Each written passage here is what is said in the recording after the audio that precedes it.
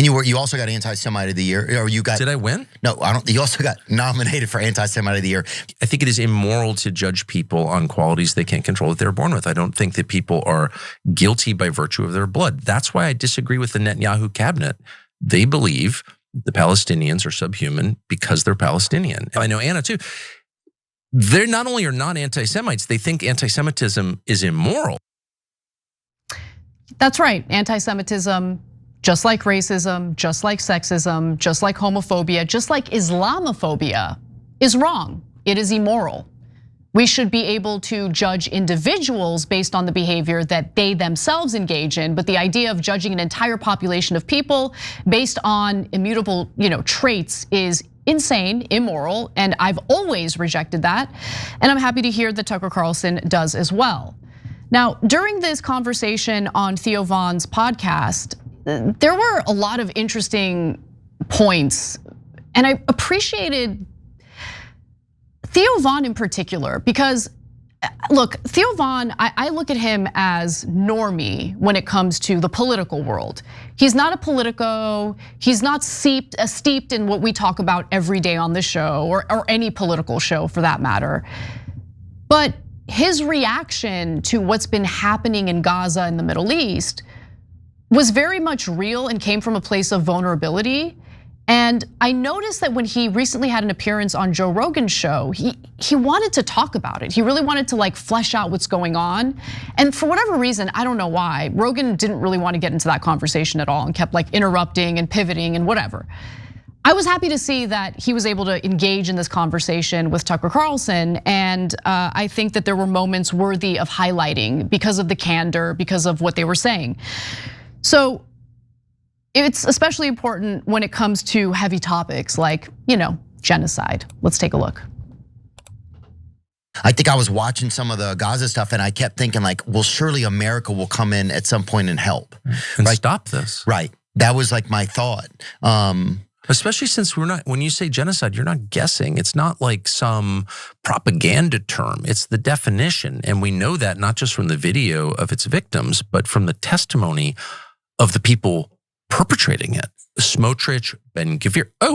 Look, we need to get them out. Let me see. These are people who were born there. I just want to see if that's. It's insane. It is insane. And I'm so tired of being made out to be the crazy one or the hateful one and the bigoted one or the anti-Semitic. I'm not anti-Semitic at all. No, I mean, most of the people who are targeted as so-called anti-Semites right now are specifically being critical of a foreign country. And so when you claim that it's anti-Semitic to be critical of the IDF's actions in Gaza, of the Israeli settlers' actions in the West Bank, what you're essentially communicating to the world is that engaging in barbarism, engaging in mass slaughter is part of the Jewish identity, which it's not. Okay, the claim itself is disgusting and anti-Semitic. And again, I mean, you're hearing influential, powerful people within the Israeli government just flat out talking about mass extermination. And we're just supposed to ignore that and pretend like it doesn't exist? So the two then went on to play a video of Bezalel Smotrich's gross genocidal speeches, at least one of them. It's a more recent one, and they reacted to it. So let's take a look at that. The truth is, until the last hostage returns, we shouldn't even give water to the Gaza Strip. For a year and a half, we've been beating the hell out of Hamas. We're breaking Gaza apart, leaving it as a pile of rubble, with total unprecedented destruction in the world, and the world still hasn't stopped us. The aim is to achieve the one and only required outcome: the conquest of Gaza, the annihilation of Hamas, and the return of all the hostages. In one word, victory.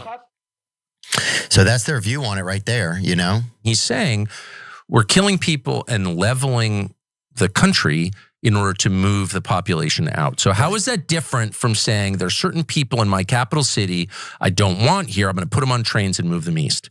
There's no difference. People are being killed and expelled from the place where they were born because of their bloodline. Yeah. That, in the world that I grew up in, which is the United States of America, the main lesson, the lesson of World War II, the reason we fought against fascism was we reject that.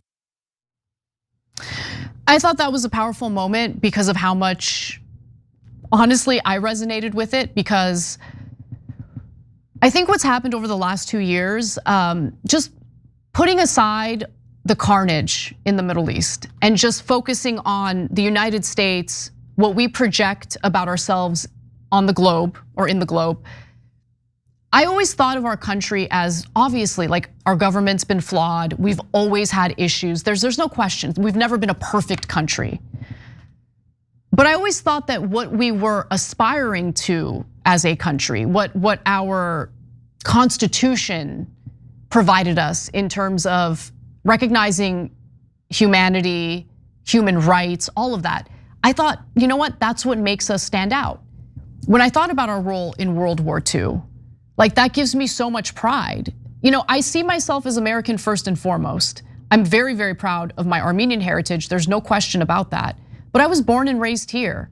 And I do have a stake in the game as an American who cares about this country, who wants this country to thrive, who wants the people of this country to thrive, regardless of their political identity. Even if you despise me, even if you're like on the far right or even on the left and you think I'm a terrible person, I want you to thrive. People in this country should live good lives, and they should have things in their lives that they can look forward to. And I think a lot of people are struggling right now.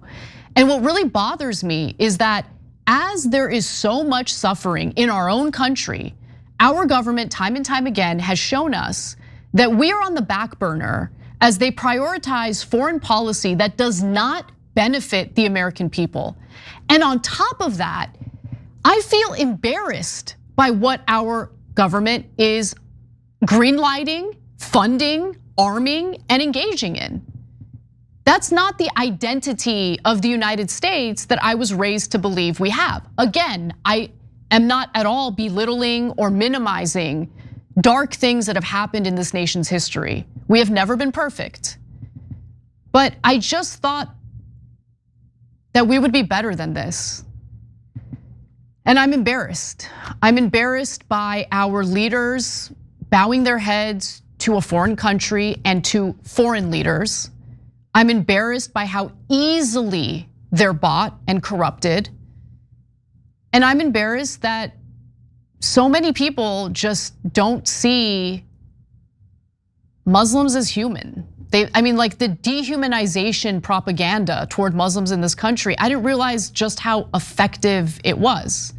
And so I deluded myself into thinking, well, if I just do more debates and I just try to inform people more, maybe I change my style, maybe I change my tone, maybe I find a different way to reach people.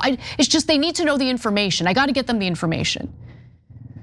No, for some people, they know what's happening. And that is so hard for me to accept, because I think ultimately most people are capable of goodness. But the propaganda in this country runs deep. And when an entire group of people have been dehumanized and they just talk about Palestinians as if they're animals out in the open, not just in the Israeli government, but I see it in the commentary in American media time to time. It just it disappoints me. It makes me really sad. And I find it really embarrassing. Finally, something that I think is worth pointing out. I'm really happy that Tucker Carlson specifically called out the double standard when it comes to hatred. Let's take a look. All of a sudden, you've got people in the United States, current United States government, you've got people in our media class, they're all defending this because they agree with it. And then you see people jumping up and being like, Muslims shouldn't have jobs in the United States. And it's like, or in the US government, it's like, how is that better than saying Jews shouldn't have jobs or Christians or Buddhists? It's all the same. That kind of thinking is genocidal. It leads to the genocide we're watching right now in Gaza and to many other genocides. For the fifth time, it's not just Israel, it does this, okay? But this is what we're fighting against. I could not agree more. Please don't fall prey to any ideology that makes you think an entire group of people, based on their religion or their their ethnicity, their nationality, whatever it is. Don't ever let anyone convince you to hate an entire group of people. Judge individuals based on their own actions. And there is that double standard.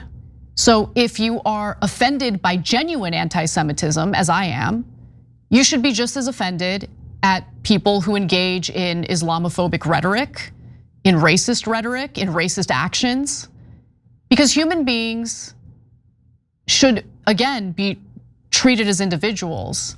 But more importantly, you should do it for yourself in terms of rejecting that kind of ideology. Because I think one of the things that Martin Luther King Jr. said that resonated the most with me, and I hope it resonated with you all as well, is that hatred, you should feel bad for people who are taken over by hatred. Like, those are not happy people. Those are pretty miserable people. So just keep that in mind. I mean, I'm kind of preaching to the choir because I know most people in my audience are not into hating, any group of people based on their identity. But I really appreciated that portion of the conversation on Theo Von's podcast. And I gotta give a shout out to Theo Von because I can tell he's been really wanting to talk about this issue.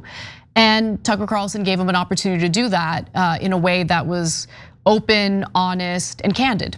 Every time you ring the bell below, an angel gets his wings. Totally not true, but it does keep you updated on our live shows.